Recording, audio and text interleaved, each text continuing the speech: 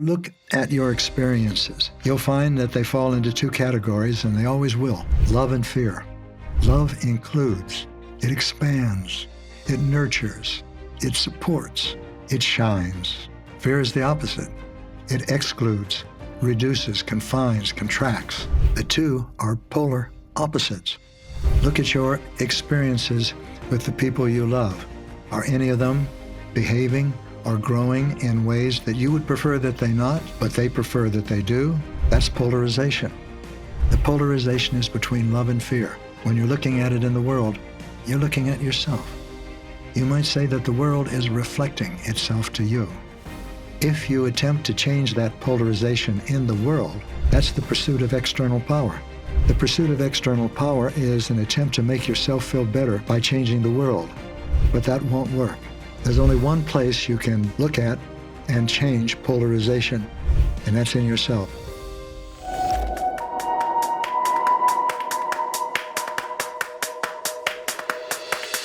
Today we're going to talk about an interesting and an engaging and a timely topic: what to do about polarization.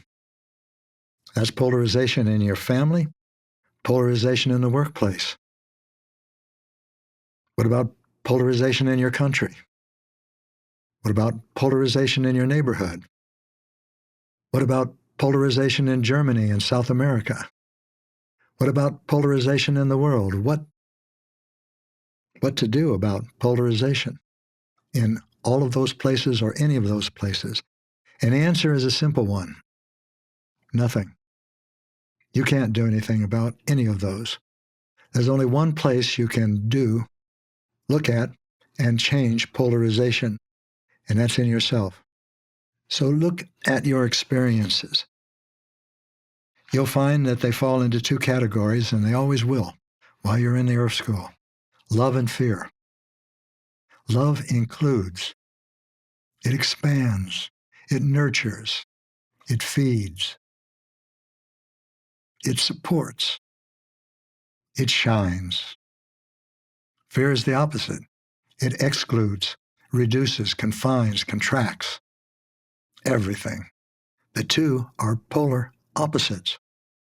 These two polar opposites are in you, and everything in the world reflects them. Look at your experiences with the people you love. Look to see if there is any polarization there. Are any of them behaving or growing in ways that you would prefer that they not, but they prefer that they do? That's polarization. Look at your experiences with your neighbors. Look at your experiences with your colleagues at work or your classmates. These are all reflecting polarization in you. And there's only one way you can change that, and that's in you. If you attempt to change that polarization in the world, that's the pursuit of external power. The pursuit of external power is an attempt to make yourself feel better, or the frightened parts of yourself feel better, by changing the world. But that won't work. It used to work when we were 5 sensory, when all that we considered to be real could be seen and touched and heard and tasted and smelled. But it doesn't work now. We're multisensory, and those limitations are not a part of our consciousness. I'm not speaking now for the entire human species. I'm speaking now for that part of it that is multisensory, and that's quite a bit, probably about half or more.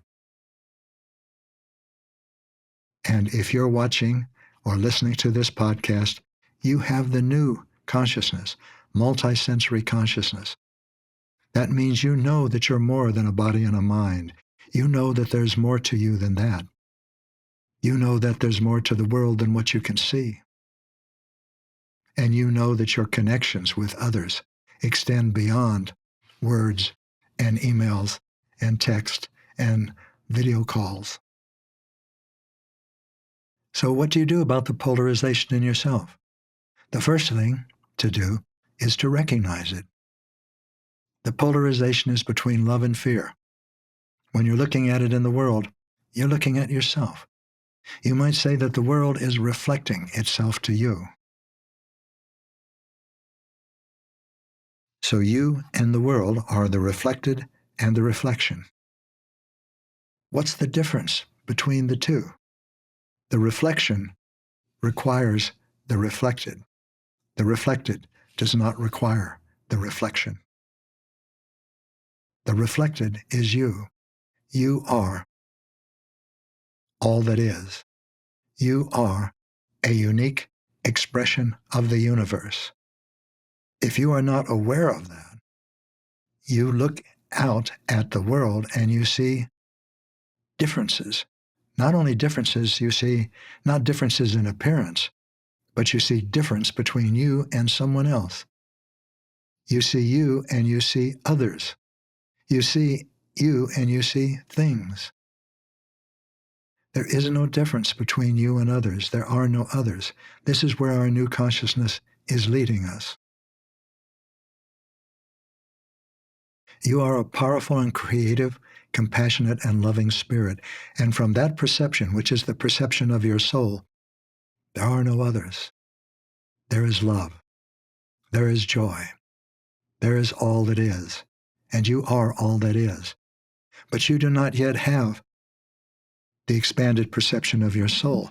You have a more limited perspective of an incarnation, the partial incarnation of your soul into one incarnation.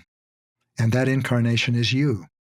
And what you are seeing when you look out at the world is not the oneness, the love, the all that is. You are seeing your limited perception of that projected onto the world. So you can learn from that. Whenever you see anything in the world and you say, that's an other person, that's an other country, that's an other thing. Other is your imagination. You are imagining that the person you think is an other is other than you. And if you don't like what you're seeing, you're experiencing that piece of your imagination through a frightened part of your personality. All of this is a larger context that is now becoming available to us and present in us, many of us. Now, I'm not suggesting that you accept any of these things that I'm saying is true simply because I say them. On the contrary, I'm suggesting that you don't. That if you resonate with anything that I say or you suspect it may have to do with you, that you experiment with it. You experiment with that thought. You experiment with that perception and see what it produces in your life. And if you like what it produces, experiment some more. And if you don't, let it go. Don't try to wear a shoe that pinches. Here's the shoe. You are all that is. You are an incarnation, a partial incarnation of a powerful and creative, compassionate and loving spirit. That is your soul. And the pain in your life is a measure of the distance between that reality and your self-image. Your self-image is what you're seeing reflected onto the world. When that self-image comes from love, you see the world differently. At first, you may not see it differently, but you will immediately feel it differently. You will not feel what you see as other. You will enjoy what you see. You will see its beauty, even if it's something that's painful to your personality. For example, the death of a child, the dissolution of a relationship, the failure of a business. All of these things are experiences that frightened parts of your personality do not want to experience.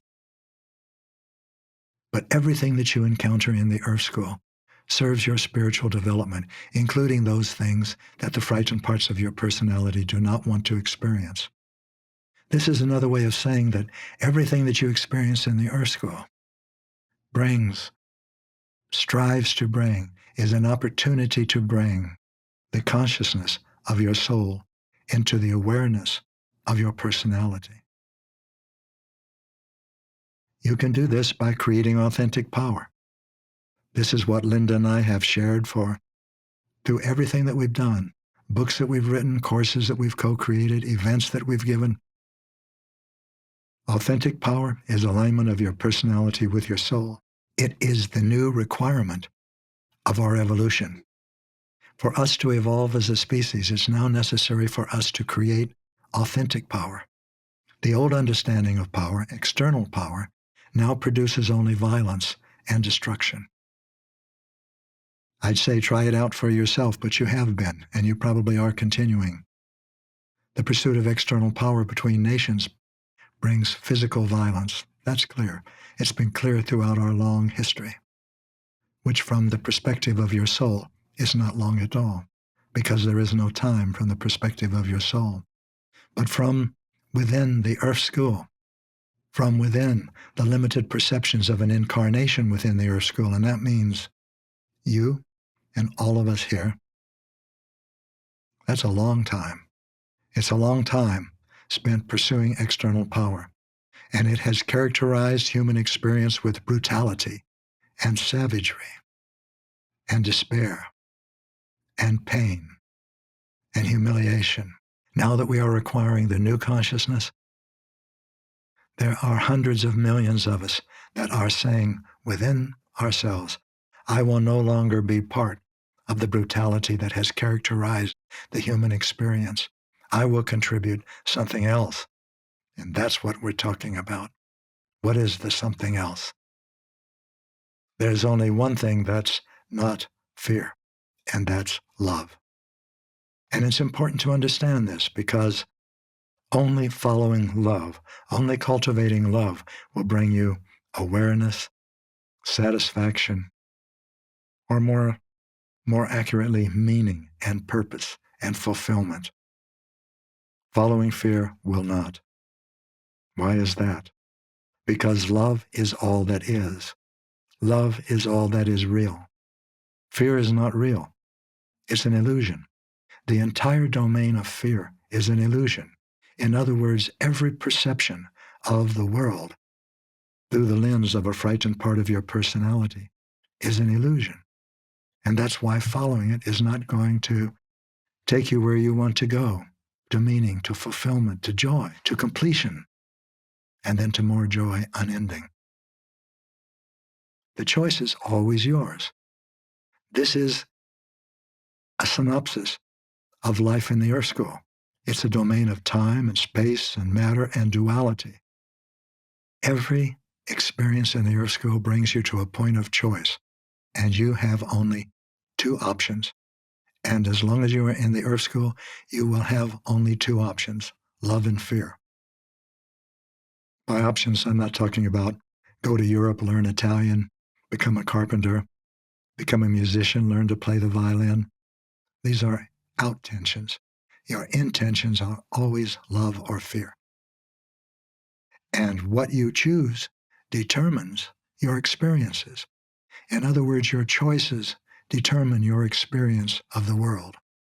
A brutal, dog-eat-dog, violent place in which you've got to fight to defend yourself, in which you are under attack continually, or a world of humbleness, clarity, forgiveness, and love. A world in which you see that everyone's life in the Earth School is as painful and challenging as your own.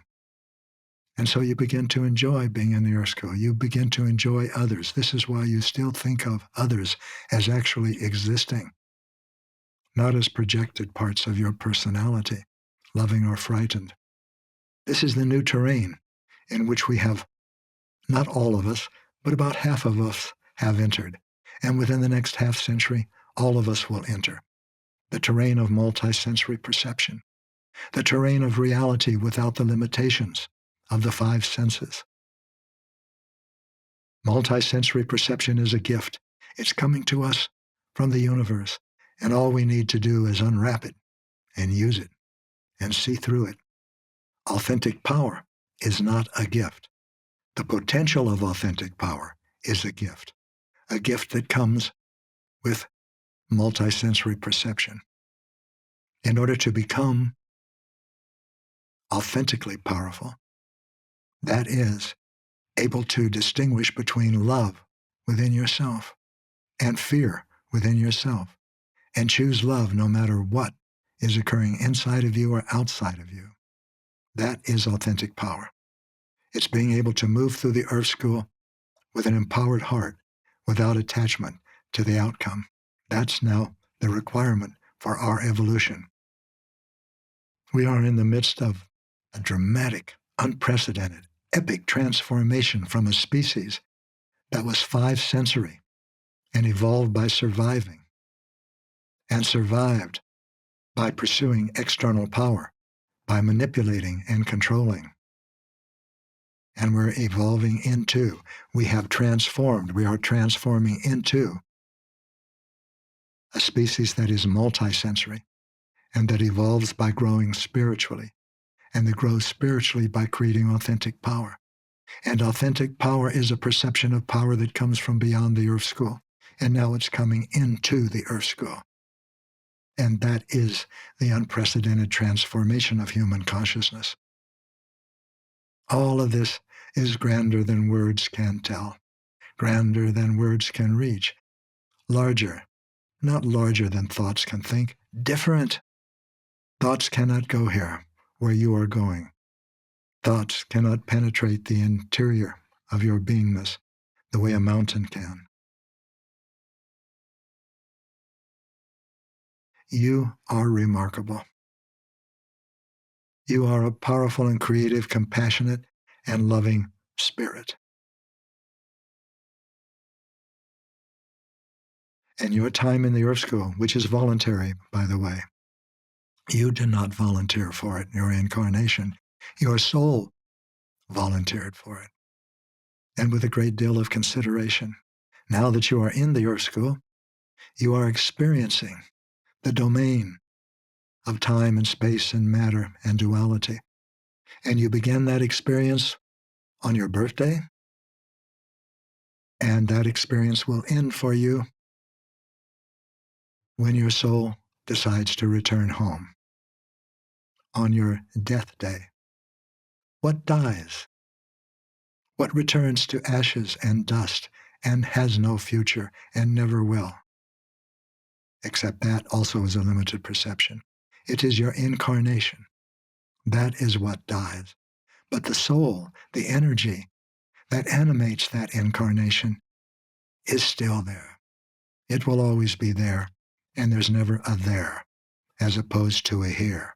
There is all that is, and you are all that is, and you are in the process, at the beginning of the process of considering that, then experimenting with that, then adopting that into your understanding, and then at last becoming that. That's where we're going, to become that, which we already are. The Earth School shows you those parts of your personality that are attached to the Earth, are attached to the things of the Earth School.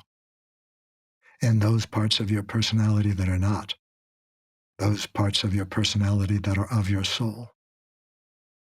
Enjoy yourself. This is a good time. Enjoy yourself when frightened parts of your personality are demanding that you consider what is happening not a good time. This is what you can do about polarization in your family or your workplace. If you try to change that in your family or the workplace or the world, you create violence and destruction. You have no other experience available to you when you pursue external power. And when you create authentic power, new domains of experience come into your life. And you don't have to be in non-physical reality to experience them. You experience them as gratitude, caring, patience, contentment, awe of the universe. If you're enjoying anything you're hearing on this podcast, subscribe to it. Now, what do I mean by enjoy? Do I mean, is it entertaining for you? Does it make you laugh? Does it make you forget your worries? That's not what I mean. I mean, do you resonate with anything that I say as relevant, profound, and pertinent for you, not for the world, for you? Something that you can use, something that you can experiment with in your life. If you do, If you resonate, then subscribe, because there's more where this comes from. It comes from the universe, as do you. Now I'm going to give you a soul step. Take the little notebook that you have purchased some time ago, and if you haven't, if you're new to this podcast, purchase one now. Small enough to fit in your purse or in your back jeans pocket. Get a little pen or pencil about the same size and carry it with you. And now I want you to write, between now and our next podcast, what you are doing about polarization in yourself. I won't say don't worry about polarization in the world or the workplace or any place else. You can worry all you like. That is the experience of a frightened part of your personality, and they worry all the time. That's what they do. They cause painful physical sensations in you, and when you act on them, you create painful consequences for yourself. So write in your notebook what you have done to reduce and then eliminate polarity, polarization in yourself. You cannot remove polarity from the earth school. It's a domain of duality. It will always be there, but you can choose which of those dualities you will create with, live with, experience with, and become.